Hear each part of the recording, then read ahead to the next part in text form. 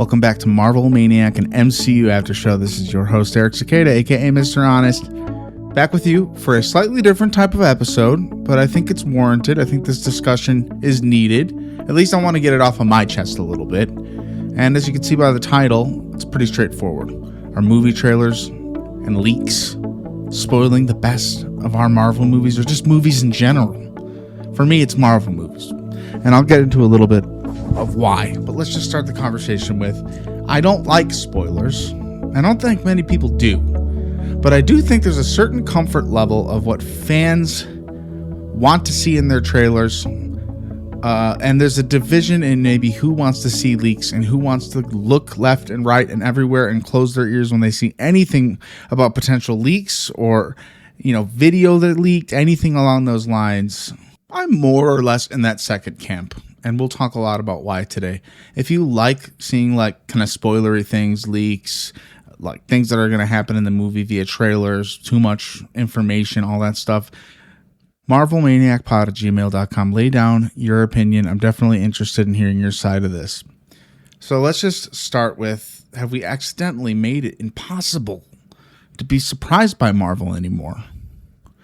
This isn't a rant against you, the fans, anyone out there. Like I said, the other side is important to me too. It's just something I've been thinking a lot about because I like going into movies spoiler free, big time. So we're not going to be talking about specific leaks. We will talk about what is leaking from where, but we won't talk about anything related to the exact leak itself. No spoilers, just the culture surrounding all of this. So let's buckle in and let's talk a little bit about this phenomenon that's happening in movies right now. And I mean, this isn't the first year that we've gotten way too revealing trailers, but for Marvel specifically, I want to talk about it. I think surprises matter. I think the magic of not knowing what's coming adds so much to your experience at the theater, especially if you're seeing these at the theater. Most Marvel fans do. I think Marvel does a great job of bringing people out of streaming, out of their homes, and into the theater, where on opening weekend, you could be in a packed theater and be cheering alongside your fellow Marvel Maniacs. And I have seen most Marvel movies in theaters. The Incredible Hulk with Edward Norton, I just missed that one. It was early on. And then I didn't get to see Wakanda Forever. As you know, that was at the end of a weird year for me. So I wasn't necessarily on the schedule to go see that. But I did see it, loved it. I bet I would have loved it more in theaters, though. That's the thing. I think the magic of the movie-going experience is what can happen, what's going to happen, and the sky's the limit just by knowing the title and the very little information you've seen. Walking into a movie with zero expectations. And then you can get a genuine reaction off of that instead of kind of going in with preconceived notions or wondering what this scene is going to revolve around. There's just these moments in the theater that become unforgettable because nobody saw them coming in certain movies. And I'll say Endgame, Infinity War, those two movies, we knew the audience was there. Everyone had been waiting for these movies for years. So their trailers were completely able to just give us a baseline knowledge of what was going to happen. Show us a little bit of Thanos. Put in some dialogue and some clips in the trailer that aren't even going to make the actual movie. Thanos has a line that does put a smile on my face. In the first trailer, he never says that. There's also a cut of the heroes running together. Captain America, giant Incredible Hulk, all the other heroes, Black Panther, running towards something in the forest of Wakanda. We get nothing close to that. The closest we get to that is in the open field, and we don't have the Incredible Hulk, so they just literally put him in the trailer at that point to mess with us. Holy moly, talk about a movie like Infinity War not knowing what you're getting coming in. Titan, and where's this battle happening? Why are they fighting? We all know the basics, so the trailer didn't need to tell us much.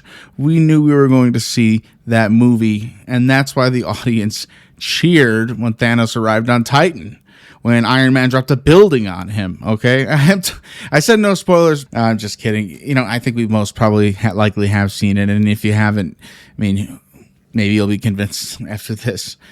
I love those trailers because they didn't reveal much. They just gave us the bare minimum of what we needed to know the movie was going to involve Avengers, an awesome new villain for Endgame, knowing that they're going to try and do something to change what happened in Infinity War back to normal.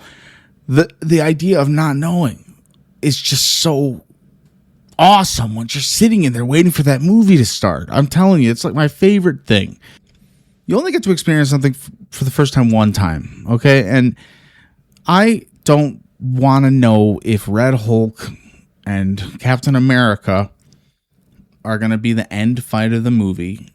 And I don't want to see parts of that fight at all in the trailers to the movies. We're going to move into part 2. When trailers cross the line, okay? Trailers are supposed to sell movies.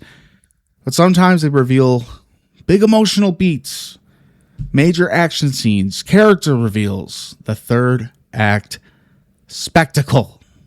And this isn't throwing Marvel under the bus when I say this, but when they have less confidence in a movie's performance, they tend to give a lot more away in the trailers. Compare Infinity War's trailer to Captain America Brave New World. That's my example for this point, because I wasn't very much surprised by the end of Brave New World. The further I move away from it, as a fan of this whole franchise, as a fan of Anthony Mackie as Captain America, I think he's a great Captain America. The movie was fun. What would make it more fun is maybe the looming threat of a Red Hulk. The idea of a bigger monster fight type at the end, but not showing direct scenes from it. Especially in today's trailers, we get multiple versions. We get TV spots, international trailers. This is all going online too, so whether it's international or not, if there's new footage, some of the fans want to discuss it. Featurettes, social clips. Each one of these reveals just a little bit more until we have maybe like the whole movie figured out. You can assume that the hero is going to save the day. Even with Infinity Wars trying to throw us off with its trailer, we did not know that the bad guy was going to win. He did. That's why that is a perfect example of what I like in my movie trailers. And I want to know how you feel about this. Are you somebody who watches these extra trailers and extra content so you don't feel FOMO? I think a lot of people will see everything they can because it's either this or have it spoiled for me online, so I might as well enjoy this new information on my own terms, because the fanboys and fangirls and the fans in general, they just want to chat about what's been revealed. It's very hard. Sometimes even toys from the movie will leak. I remember Captain America Civil War 10 years ago. We were about maybe 5 months out, maybe a little less, and there was a spoiler on Reddit. I don't know how I came across it. It was Giant Man, a toy for Giant Man, and the fight with the Avengers when he's a big guy. I had no idea Paul Rudd was going to blow up to the size of a freaking Tyrannosaurus Rex, okay? I didn't know that was going to happen, but then because of that toy leak, I knew that part, and that was one of the biggest, most shocking parts of the movie. It still hit for me, though, because I put it in the back of my mind. I didn't ask myself how or when. I just expected something amazing to happen, and I didn't let it ruin my experience. So a little bit different with Red Hulk and Captain America Brave New World, and I keep bringing it up because if we didn't know there was a Hulk in that movie, if we did not know, that would have been insane to see Captain America fighting the Red Hulk. I really want to nail that fact home that I think even Thor Ragnarok, as great of a movie as it was, people came, people loved it. They expected the Hulk. Imagine seeing that movie in theaters and not knowing the Hulk was in it. It always has to do with the Hulk, doesn't it? There's a twist with the Hulk. He can only do a huge guest starring role. And imagine if the first time we knew that he was in that movie was him walking onto that battlefield and we hear, he's a friend from work, from Thor. I mean, it would have made the movie like maybe even 10 times more legendary. Now, there's movie trailers that reveal too much, but there's also leaks. It's a whole culture. The internet has changed things since 2008. Nobody has to actively even search for these spoilers anymore. Instead, for me, I'm all over the internet. I'm chronically online, okay? YouTube thumbnails. You know, some of my favorite YouTubers, they'll go, well, this trailer was leaked, and then put the thumbnail of a picture from said leaked trailer or scene, or this is Doomsday related, but I've seen this for other projects too, like Spider-Man Brand New Day. And I mean, we go back, Fantastic Four. We knew a little bit too much. I wish I didn't know about Galactus. But these are the things that are getting people in seats. And it's just a sad sign that Marvel's struggling a little bit more in that sense, where they don't know if people will come if they don't show the big, crazy twist. And you don't know every twist, but you know mostly the shape of the movie before you're going into it. And that's what brings people in. And I mean, yeah, that is good. People are coming to see the movies because it looks fun. But when it's the biggest twist of the movie, I don't know. It just feels half-hearted, and I don't like that. It bothers me. It's actually been bothering me a lot with Avengers Doomsday. I don't want to know anything about the plot of that movie. I've waited years. So have many other fans. And the fans who do partake in these leaks, I have all the respect for them. You know, if you want to know what's going to happen in this movie because of how long we've had to wait, we were supposed to have Kang Dynasty, you know, a year or two ago, technically, if we were going by the original timeline. We haven't had an Avengers movie since 2019. Kids are 9 the year that movie came out, and when they were born that year. I mean, come on, man. That's a long time to wait. So when people are kind of looking into these things, but the problem is it's blowing them up, reposting them, putting them in place like X or TikTok, talking about literal spoilers of what you saw in comment sections and in your own personal algorithm recommendation that you can't even control, because why wouldn't you be watching a lot of Marvel on YouTube? You're going to see stuff if it's leaked. Now, it's almost impossible to ignore some of the stuff that I've seen for that movie, whether the leaks are true or not. I'd like to think that it's all a ruse and there's no leaks. But yeah, I've been trying to avoid details from Spider-Man and Doomsday. I don't want to know a thing. I don't want to know what it looks like even a little bit when Doctor Doom is talking to Loki, if that's to happen. I don't know if that's going to happen. That's an example from my brain.